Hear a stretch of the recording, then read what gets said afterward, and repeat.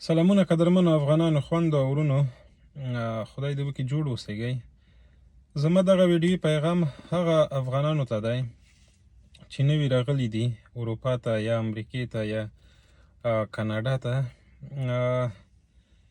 ما زیاتره ویډیوګانې وینم یا د خلکو خولې نه یې اورم او یا یې په خپله وینم دلته چې د دوی اولاد یې له مکتبونو نه دلته تېښته کوي، ځي کورونو ته، یا د استاد نه مني یا په مکتب کې جنګ کوي.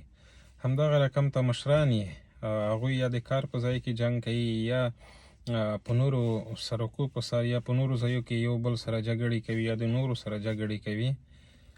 هماغه د کابل یا د کندهار یا د پکتیا یا د ننګرهار خبرې دي چې تا ماته ولې وکتل او دلته قانون دی، په دغه ځای کې تاسو باید قانون ته سر کېږدئ، که کښېنه خو سر کېنږدئ هماغه طالب ته مو بیرته ورلیږي او زمونږ ټوله تکیه د افغانستان به پر مونږ وي. دا څومره چې دلته راغلي یو، زه پوهېږم چې د پر هېواد ډېر غلطې ورځې را روانې دي، له دې نه به هم بدتر شي.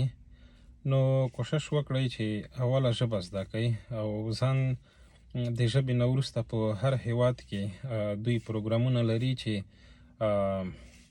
قرض ورکوي هغوی ته چې اولاد هم لري او عمر یې هم زیات دی او دوی غواړي چې درس ووایي. نو یو 6 میاشتنی یا 8 میاشتنی یا یو کلن یا 10 میاشتنی کورسونه وي چې تاسو یو رشتې ته ننباسي یا په یو کار کې مو لاره درته هواروي.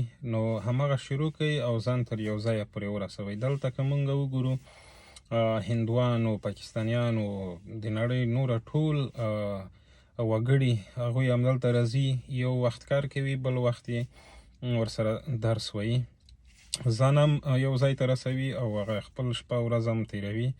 نو ځان یو ځای ته ورسوئ، په ځان باندې لږ سخته تېره کوئ. دغه افغانستان نه دی چې تاسو به د پټیو نه خوړه، دغه افغانستان نه دی چې تاسو به د مشر ورور نه خوړه، دغه افغانستان نه دی چې تاسو به د بل چا نه خوړه یا مو هر څه چې کول.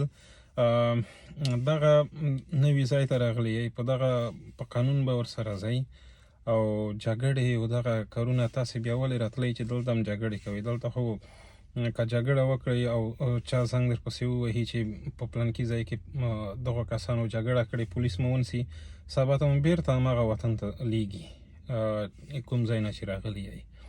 نو په ځان باندې کار وکړئ، ځان یو ځای ته ورسوئ او چې په راتلونکي کې بیا په هېواد کې چې څوک خپلو پردي پاتې دي هغوی سره تاسې کومک وکړئ. دغه لنډ مثال یې درکوم. اسلام آباد، په اسلام آباد کې یو څوک هم داسې ځایي څوک نشته چې هغوی دینې ټول کال هملته پراته وي. دا هغه خلک دي، اسلام آباد هغه خلکو جوړ کړی دی چې څوک په کاناډا کې اوسیږي، څوک په امریکا کې کارونه او بزنسونه لري، په اروپا کې په نورو هیوادو کې دوی خپل کورونه هر څه لري، خو هلته یې چې د پیسې کمې مصرفیږي، هملته یې خپل ځان ته کور جوړ کړی دی او په کال کې یو ځل یو 2 میاشتې لاړ شي هملته پراته وي، بیرته راشي دی خوا. نو موږ هم همدا رقم ته کولی شو.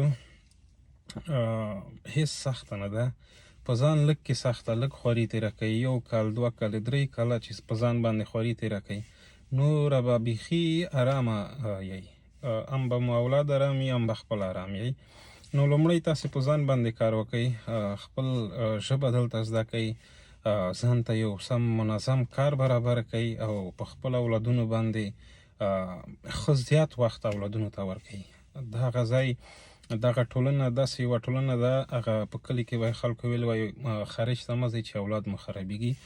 اولاد د هغه چا خرابېږي چې خپله یې هماغه د افغانستان خوبونه یې په سر کې وي چې کار ته لاړ شي، نور د کار نه بیا 12 بجې پورې د خپلو انډیوالانو سره که شرابونه، کبابونه، که هر څه یې وکړل. نو هغه کارونه مه کوئ. دلته باید په اولاد باندې ډېر زیات سرمایه ګذاري وکړئ. هغه په وطن کې هم همدا رقم ته ده، په هر ځای کې دغه ستاسو اسلامي واجبه ده چې په خپلو اولادونو باندې څومره سرمایه ګذاري وکړئ هماغه کمه ده. نو په وطن کې هم که تاسې په اولادونو پسې ونه ګرځېږئ یا هغوی ته سمه لار ونه ښایي هغلته هم بېلارې کېږي. ما یو څوک هم داسې نه دي لیدلی چې هغوی بېلارې نه وي. نو په خپلو ځانو باندې کار وکړئ او په خپلو اولادونو باندې کار وکړئ. ما زیاتره لیدلي دي چې د کار په ځایونو کې جګړې کړي، همدلته د نورو ځایو کې جګړې کړي دي، اولاد یې د مکتبونو نه تخته کوي یا استادانو سره ژبه کوي، جنګ کوي. نو دا خپل اولادونو باندې هر څه ورته تشریح کوي او په خپل هم ځان ورباندې پوه کوي، خپل اولادونه هم ورباندې پوه کوي او د ځان نه یو څه جوړ کوي. داسې نه چې سبا بیا غږونه مو بیا په بي بي سي او په سی ان ان په نورو ځایو کې راجګ شوي وي چې افغانانو د رقم ته کارونه وکړل. نو خدای دې پر هم خویندو ته وایم، هم ورونو ته وایم، دغه د ټیک ټاک د چټي ډانسونو د چټي خبرو نه تیر شئ. زیاتره په دا ټیک ټاک او په دغه فیسبوک په دغو ځایونو کې ما بیخي یو داسې افغان ونه لید چې یو د خوند خبره وکړي چې تا زړه ورباندې خوښ شي. ټول د کنځه، ټول یو بل سره په رقابتو په غلط لارو باندې لګیا دي. نو په ځان باندې کار وکړئ. دلته اوس خدای پاک تاسو ته ډېر یو عظیم چانس درکړی دی چې دغې نه ډېره ښه استفاده وکړئ. په ځان باندې هم کار وکړئ، له اسلام نه مه لرې کېږئ، خپل اولاد تر خپل لاس لاندې یا خپل ملګري کوي خپل اولاد او سمه لار ورته وښایئ او ځان هم اصلاح کوئ، ځانونه هم اصلاح کوئ، د خدای نه اصلاح وغواړئ. نو په دغه ټولنه کې که موږ اصلاح نه شو نو بیا موږ هېڅ چیرې هم نه شو اصلاح کېدلی. نو ځانونه اصلاح کوئ، دغو جګړو دغو شیانو نه بیخي ځانونه تېر کوئ. همدغه زه درته په قسم وایم دغه اسلام آباد چې تر اوسه پورې یو ټک پکې نه دی شوی، دی څه وجې نه چې په هغه ځای کې ټول پاکستاني الاصل برطانویان، پاکستاني الاصل کاناډایان، پاکستاني الاصل امریکایان هلته پراته دي. نو که چیرې هغوی ته لږ کې ضرر ورسېږي دغه ټول هېوادونه یې ځواب ترې غواړي. نو زه هم تاسو ته وایم چې وخت تېر کړئ، خپل ځانونه جوړ کړئ، پیسې وګټئ، اولاد ورسوئ یو ځای ته، هېواد مفکوره خپل اولادونو ته ورکړئ، خپل هېواد خپل مفکوره مو هېوادني کړئ، ملي کړئ.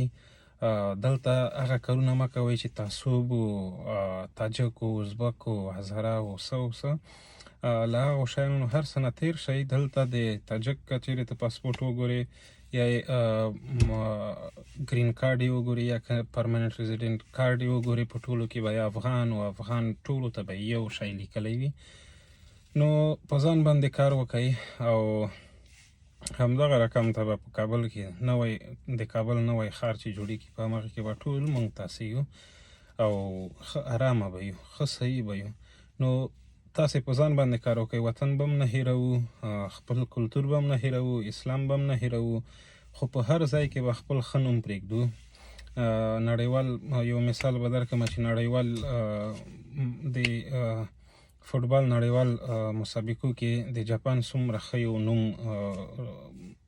خلکو ته ښکاره شه چې د مسابقې نه وروسته ټولو جاپانیانو د لوبغالي منځ پاک. نو همدا رقم ته تاسې هم وکئ چې سبا ووایي چې والا د افغانان راغلي دي دلته، خرابي نه کوي او دوی منظم خلک دي، دوی فکر لري، دوی یو چا ښه رالوی کړي دي. نو د دغو جنګونو دغې هر څه نه تېر شئ. پوهېږم چې هېواد باندې ډېرې ورانې ورځې راغللې او موږ تاسې ټول شهیدان وو او زموږ ذهنونه یې ډېر سخت خراب کړي ول. خو هغه هم تاسې کولی شئ چې یو هغه ته لاړ شئ، ډاکټر ته لاړ شئ، له هغې سره خبرې وکړئ. دلته کونسلیانې ورکوي چې خلک یعنې هغه ذهنونه یې کوم ډار و وحشت ورباندې تېر شوي وي هغې نه یې ذهنونه راوباسي. یا خپل هم کولی شي چې تاسو کتابونه واخلئ او په خپل ذهن او فکر جوړ کړئ. نو دا یې ټولو نه زه خواهش کوم. زه به نوره ویډیوګانې هم په مختلفو موضوعانو باندې کوم، خو دغه ما ډېره مهمه وګڼله ځکه چې راتلونکی موږ تاسو دی او باید خپل هېواد، خپل ولس او خپل ملي هویت او خپل اسلام هیر نه کړو. نو په خپل اولادونو باندې هم دلته کار وکړئ، یو ځای ته یې ورسوئ په ادب باندې، په نصیحت باندې، او یو دین هم تیر شي چې ما دغه موټر واخیست، ما هغه موټر واخیست، ما دا وکړل، ما هغه وکړل.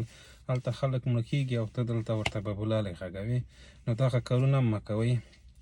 خپل سر ټیټ کړئ او خپل ځان یو ځای ته ورسوئ په منظمه لار باندې، او له اسلام نه هېڅکله مه لرې کېږئ. دغه زما خواست دی تاسو نه. دا زه تبلیغ که وایئ که هر څه وایئ زه به یې کوم، زه به یې ټولو ته کوم. اسلام یو د ملا نه دی، یا اسلام د ما وایي د هغې نه دی. خدای پاک ټولو ته ویلي دی چې ځان په اسلام په هر ځای کې ځان ورسوئ په منظمه لاره. او په اسلام کې موږ ته ویلي دی چې تاسې د هرې ټولنې سره ځان برابر کړئ، خو دا رقم ته چې تاسو نه خدای هیر نشي، تاسو نه اسلام هیر نشي. والسلام.